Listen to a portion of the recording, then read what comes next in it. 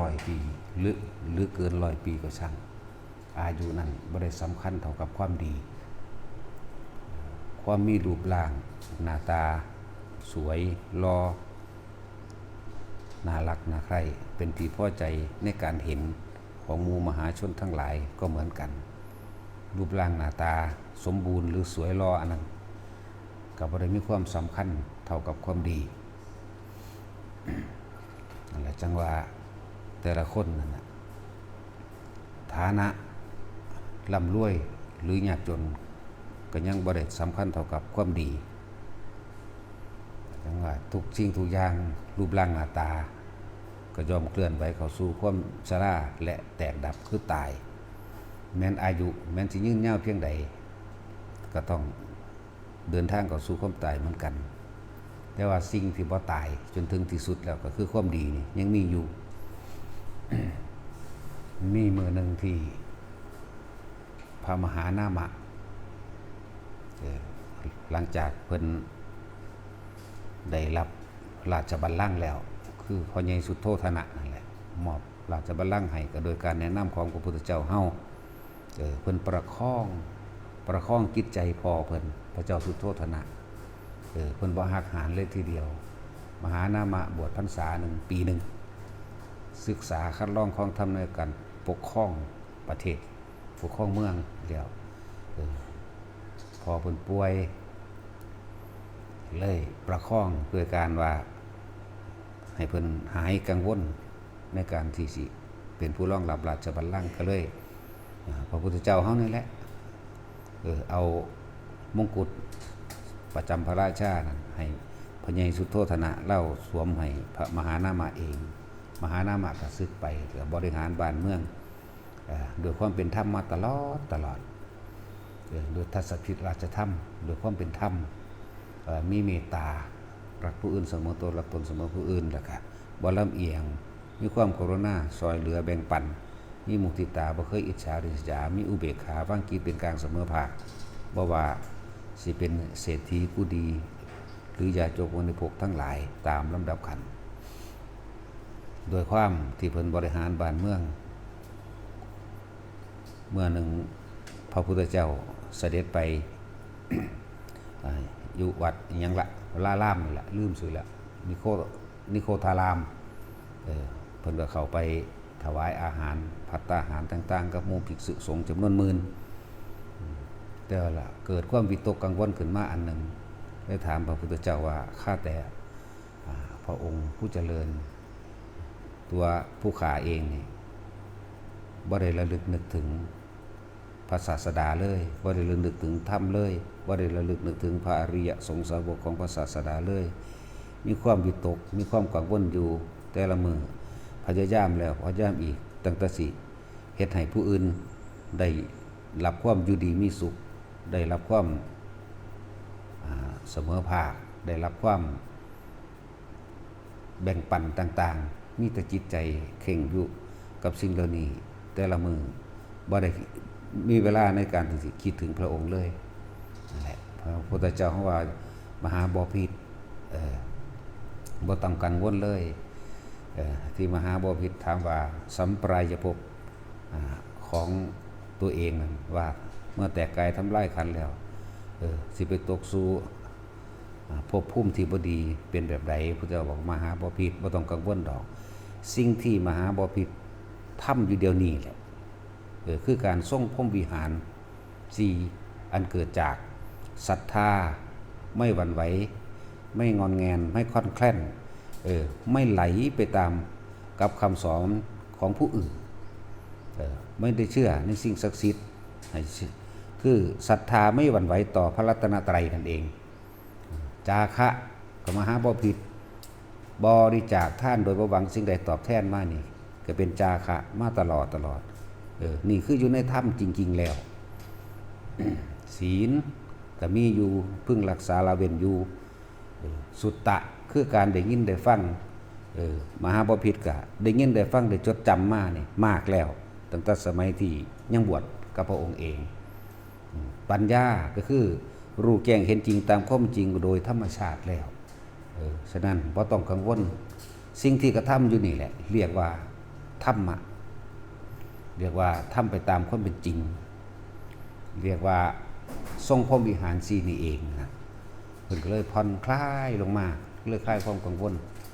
เพราะว่าบ่มีหยังสิจะมีคุณค่าเท่ากับอริยทรัพย์เรียกว่าศรัทธาไม่หวั่นไหวต่อพระรัตนตรัยจาคะสละออกโดยไม่หวังสิ่งใดตอบแทนขึ้นชื่อว่าศีลมันก็มีอยู่ในตัวเองอยู่แล้วเพราะว่าบ่มีจิตใจที่ไปเบียดเบียนทำลายไผสุตตะการสั่งสมคำสอนการสั่งสมธรรมะของพระศาสดาก็มีมาแล้วในเต็มปีละปัญญาคือรู้ตามความเป็นจริงแล้วและรอบรู้ตามความเป็นจริงในหลายๆอย่างถึงบอกบ่ต้องกังวลเลยอันนี้สมัยนั้นสมัยที่เพิ่นยังครองราชของเมืองอยู่พูนล่ะจนถึงเขาแก่ชรามาแล้วจังมหานามาจังไป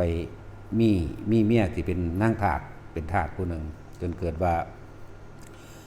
ได้ลูกสาวผู้หนึ่ง ชื่อว่าวาสภะราชกัญญาจังไดมา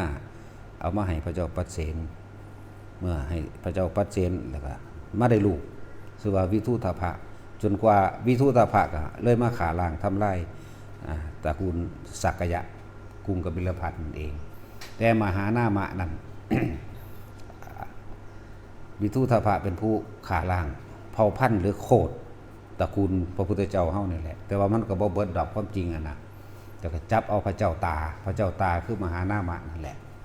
มามือนึงก็คือบ่ยอมเสวยภัตตาหารหยังเสวยอาหารรวมโต๊ะกันจักเทื่อแท้นะตอนเช้ามือนึงก็เลยพยายามที่สิคุ้มให้พระเจ้าตาคือมหานามะนี่กินข้าวนำแต่ว่าเพิ่นก็ยังธรรมดาละเขาสากกะยะวงแปลว่าผู้ถือยศถือเกียรติถือศักดิ์ศรีว่าตะของเหนือก็ไผพวกนี้เลยทำทาว่าเดี๋ยวเมื่อโตม่อมแม่มเปื้อนฝุ่นขอลงไปอาบน้ำสักก้อนว่าซั่น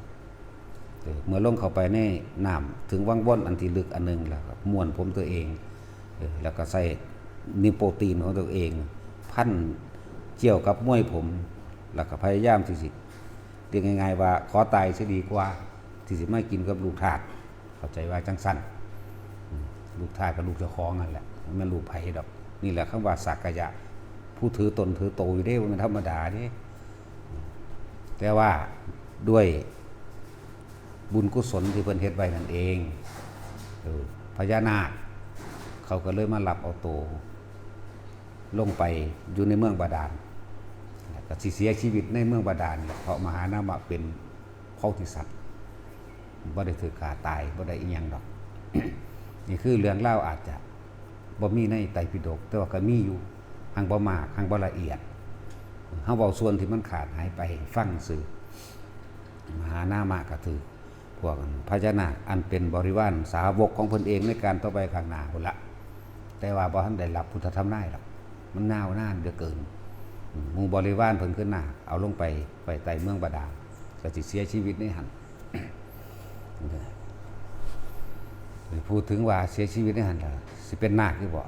อันนี้บ่เป็นจำเข้าสู่ตอนที่สวรรคตลงไปแล้ว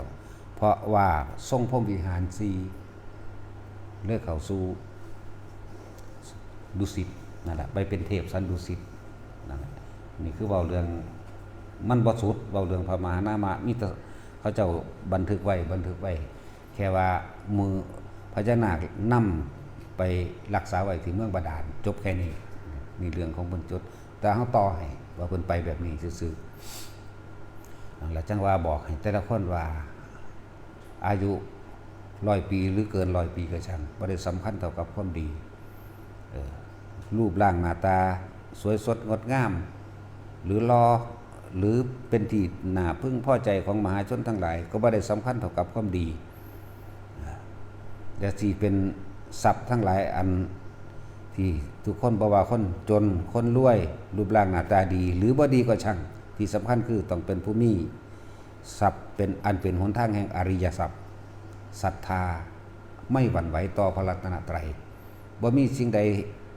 มาเฮ็ดให้เฮากังวลงอนแง่นคลอนแคลนหรือมีความเลิกเคารพนับถือในพระรัตนตรัยใดเลยแม้เอาชีวิตแลก แม้เอาชีวิตแลกเลยพวกนี้สิให้กล่าวเล่นๆกล่าวตู่หรือกล่าวเล่นๆเพื่อสิรักษาชีวิตตัวเองพวกนี้บ่ยอมว่าถ้าว่าพระพุทธพระธรรมพระสงฆ์ไม่ใช่ของจริงหรอกนะแต่ถึงแม้ว่ามีพวกโจรหรือมหาโจรพ้นพ่านพวกหนึ่งที่มากล่าวว่าถ้าท่านพูดว่าพระพุทธธรรมสงฆ์ไม่เป็นของจริงหรอกเราจะไว้ชีวิตท่านบ่ยอมเบาพวกนี้เอาชีวิตเขาแลกนี่เรื่องยังว่าศรัทธาอันเป็นอริยทรัพย์ของมหาบุรุษทั้งหลายบ่ว่าผู้หญิงบ่ว่าผู้ชายเอื้นเรียกว่ามหาบุรุษทั้งเบิดเพราะว่ามีจิตใจแข็งแกร่งดุจดังชายผู้หญิงก็เอื้นมหาบุรุษได้สั่นศรัทธาหรือบ่หวั่นไหวเป็นจาคะเสียสละตัวเองโดยไม่หวังสิ่งใดตอบแทนจึงเรียกว่าจาคะศีลมันก็มีอยู่ในหันเพราะจิตใจบ่เคยมีการเบียดเบียนสุตตะคือการได้ยินได้ฟังทรงจำคำสอนของพระพุทธเจ้าบทธรรมบทอัดบทธรรมต่างๆปัญญาคือความรอบรู้แตกฉานในความจริงของทุกชีวิตสรรพสัตว์พร้อมจังหวะทุกคนเพิ่งรักษาทรัพย์อันนี้เพราะทรัพย์อันนี้นั่นน่ะหมายถึงอริยทรัพย์ ทรัพย์ทั้ง5นี่แหละหมายถึงอริยทรัพย์ตรงนี้ไว้ทุกคนจะเดินทางเข้าสู่ความหลุดพ้นได้เร็วได้ง่ายจึงบอกว่าอย่าหวั่นไหวเพราะว่าทุกคนเกิดมาตายอยู่แล้วก็สิไปย่านตายเฮ็ดหยังกันให้มันตายอยู่แล้วนั่นแหละเอาพอ